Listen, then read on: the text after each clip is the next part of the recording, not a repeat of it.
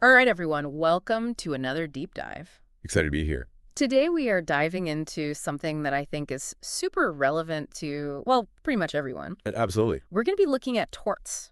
Okay. Have you ever wondered, like, what happens if, Yeah. like something happens and someone gets hurt, but it wasn't really on purpose? Like, it wasn't like a crime was committed, but someone's still kind of responsible? Yeah, all the time. Okay, good, because that's exactly what we're talking about.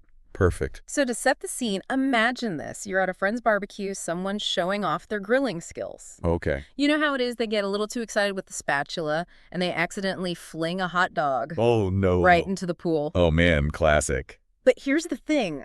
That hot dog, it like splashes onto someone's phone, like a really expensive phone, and it's totally ruined. Ah. So the question is, could our grilling enthusiast actually be held legally responsible for that soggy phone? Right.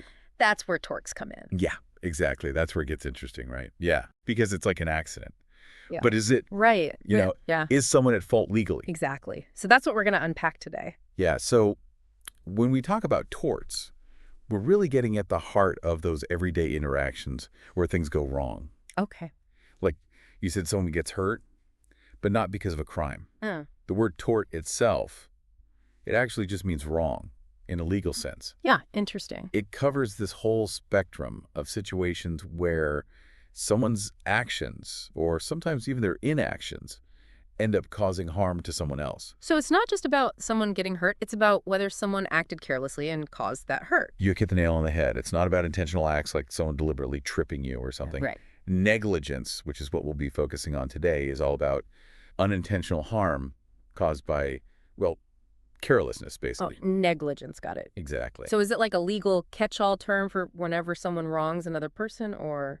It's a good way to think about it. Okay. It's like, how there are different types of desserts? Mm-hmm. Torts are kind of like different flavors of civil wrongs. I like that, different flavors. Right. So negligence is just one flavor and probably the one you're most likely to encounter in your life. Makes sense.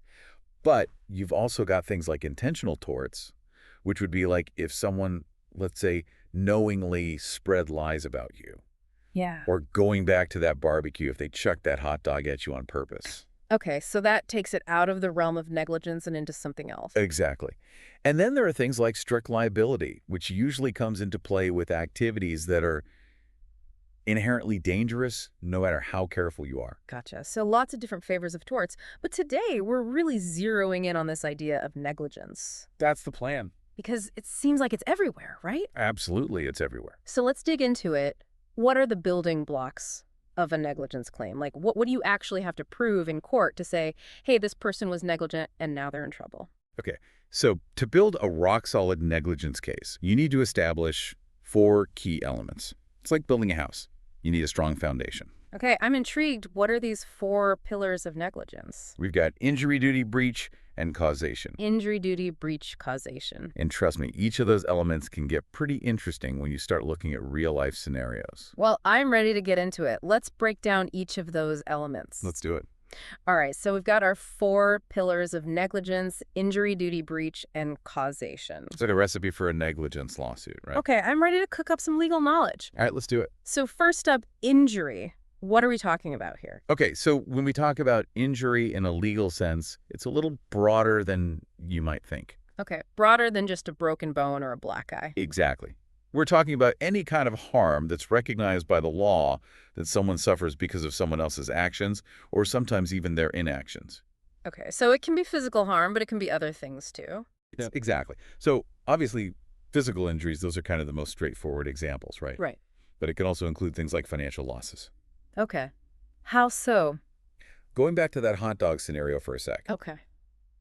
Imagine if that phone that got ruined belonged to like a social media influencer or something. Okay. And because they lost all their data, they missed out on this big business deal. Oh, I see. That financial loss, because it was a direct result of the hot dog incident, Right. that could definitely be considered an injury in the eyes of the law. So you're saying my Instagram followers getting soaked because of a rogue hot dog could actually be grounds for a lawsuit? Well, maybe not. But you get the idea. And it's not just financial losses either. Emotional distress can also be a factor. Really?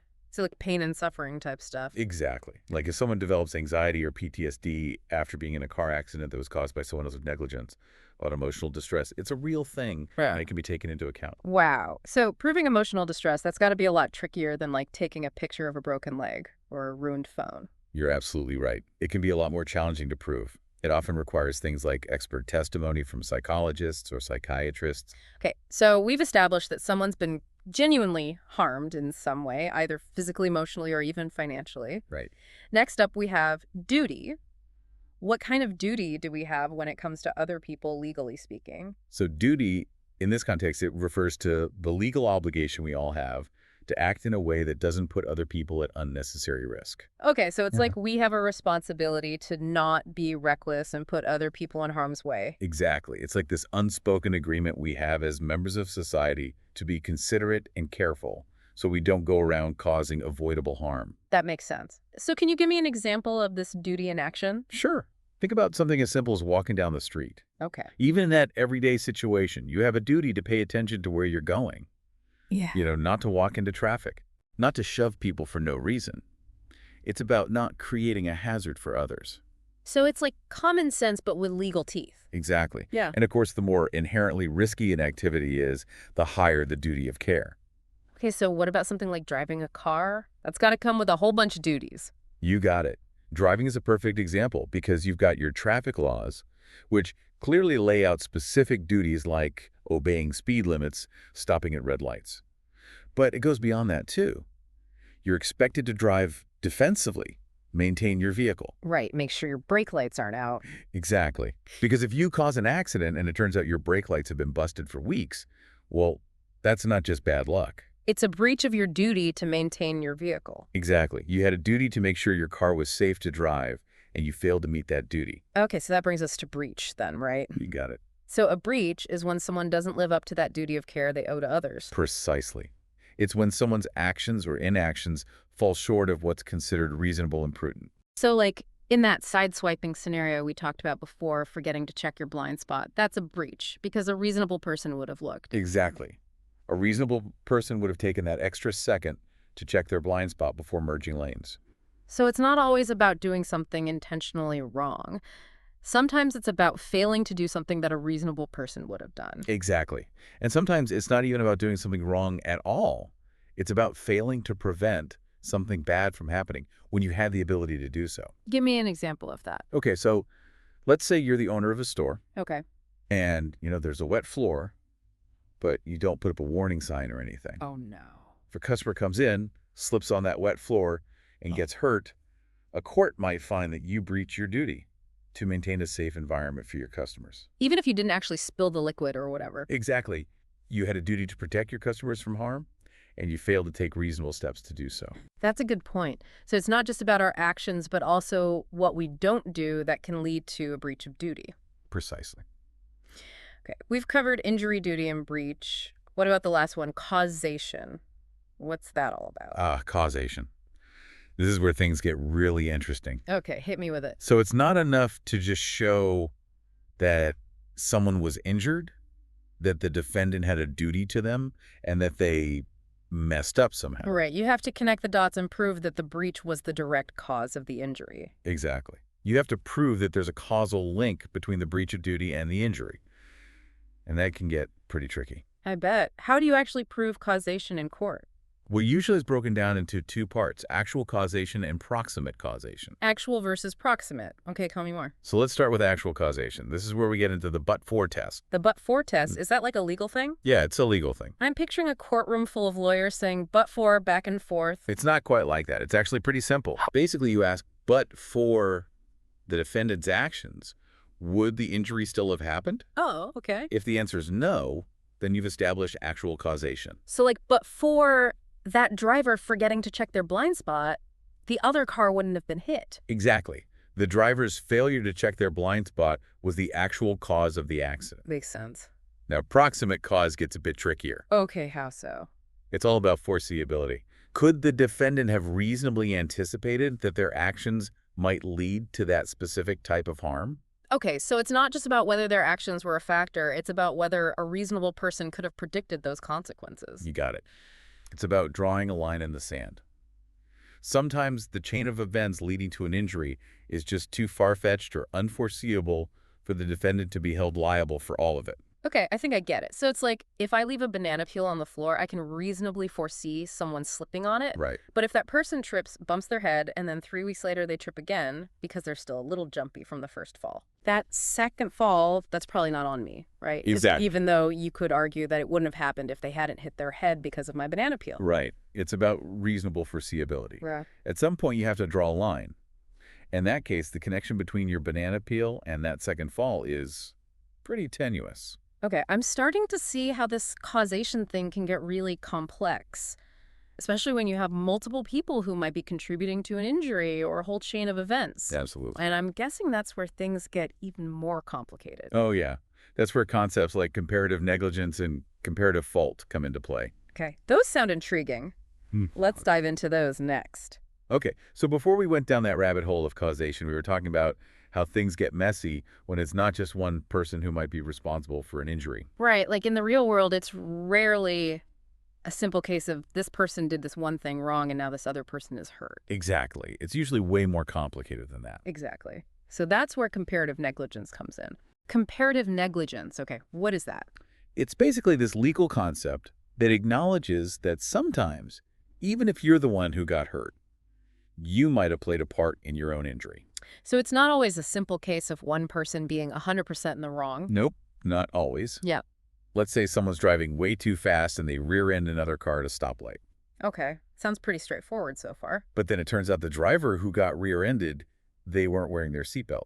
Ah, okay. So now it's getting a little more complicated. Right. So in that situation, a jury might find that the speeding driver was definitely more at fault, like maybe 80% responsible. Okay, 80%. But that other driver, the one not wearing a seatbelt, they might be found 20% at fault. Because if they had been wearing their seatbelt, their injuries might not have been as bad. Exactly. So how do you decide who pays what when it's like that, when both parties share some of the blame? So that's where things get really interesting.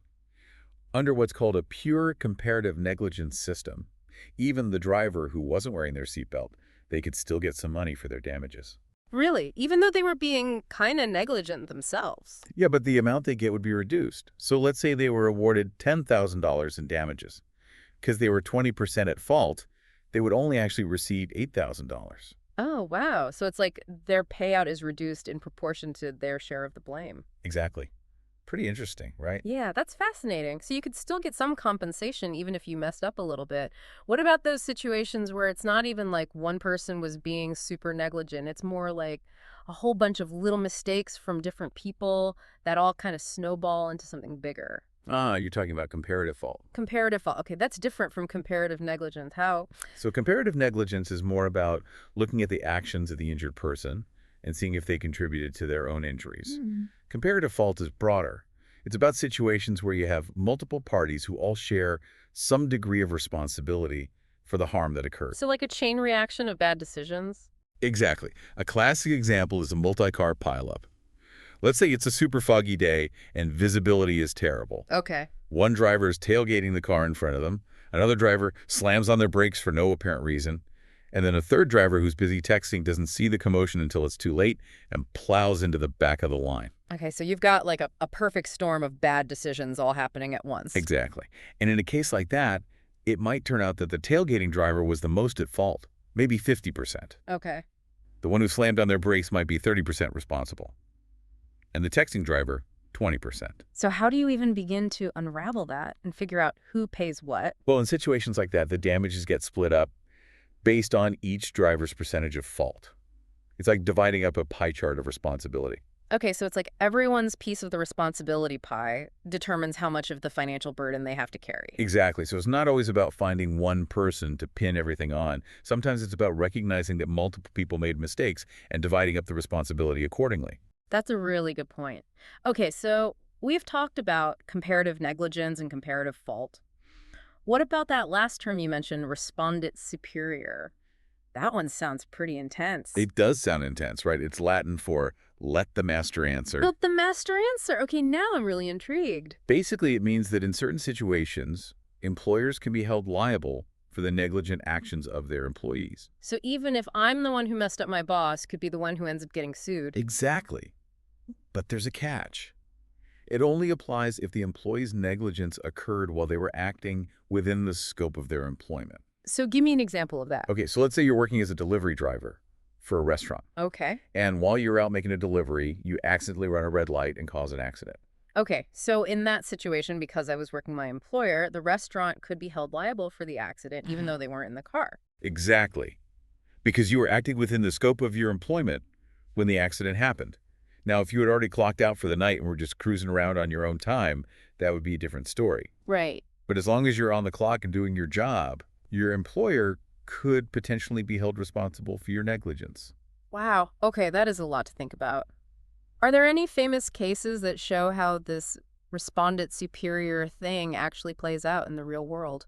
There's a really interesting case, Walter v. Walmart stores, that illustrates this perfectly. Okay, what happened in that case? So a woman went to a Walmart pharmacy to pick up a prescription, Okay. and she was accidentally given the wrong medication. Oh no, that sounds bad. Yeah, it was. The medication error ended up causing her some pretty serious harm. So she decided to sue Walmart. That makes sense. But wouldn't she sue the pharmacist who actually filled the prescription incorrectly? You'd think so, right? But she actually sued Walmart, the company itself, and the court ended up siding with her Really? Why is that? because of respondeat superior. Even though the pharmacist didn't intentionally give her the wrong medication, they made a mistake while they were performing their job duties. Right. So the court found that Walmart, as the employer, was ultimately responsible for the pharmacist's negligence. Wow. Okay, so that's a pretty clear example of how this respondeat superior doctrine can have major implications. Mhm. It's not just about holding individuals accountable, it's about looking at the bigger picture of responsibility. Exactly. It's a reminder that negligence cases often involve a whole network of relationships and legal obligations, and sometimes the person or entity that's most likely to pay damages isn't the one who made the initial mistake. Wow, this has been an incredible deep dive today. We've covered so much ground from those four basic elements of negligence all the way to these mind-blowing scenarios with multiple parties and respondent superior. It's amazing how much there is to unpack when it comes to something as seemingly straightforward as negligence. I know, right? It just goes to show that law is rarely black and white. There are so many nuances and gray areas, and real life is messy. It really is. So what are some key takeaways you hope our listeners walk away with today? Well, I think the biggest takeaway is that negligence law touches so many aspects of our daily lives. Whether we realize it or not, we all have a duty of care to those around us. And understanding how our actions, or even our inactions, can have real-world consequences is so important. It's like you said earlier, it's about recognizing that we have a responsibility to be careful and considerate and to try our best to prevent harm to others. Exactly. And on that note, I'd love to leave our listeners with a question to ponder. Given what we've learned today about negligence, duty of care, all of that, how might this knowledge influence your own decision-making, whether it's at work in your personal life or even when you're just out and about interacting with the world around you? Ooh, that is a great question. How does this understanding of our legal and ethical responsibilities shape the choices we make every day? I love it.